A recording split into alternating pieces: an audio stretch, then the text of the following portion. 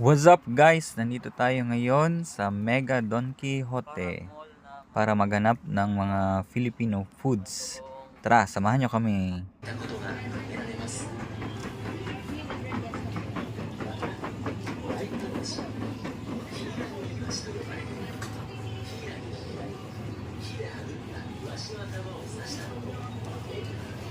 Yun, kita na natin ng Filipino foods corner.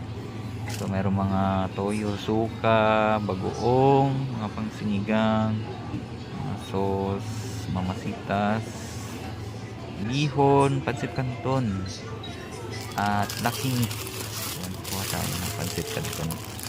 Tikman natin kung same ba ang lasa. May mga dilata din naman. Ito, paborito ko, corned beef. Yun, sarap nito. 798. So ngayon, hindi ko muna paborito.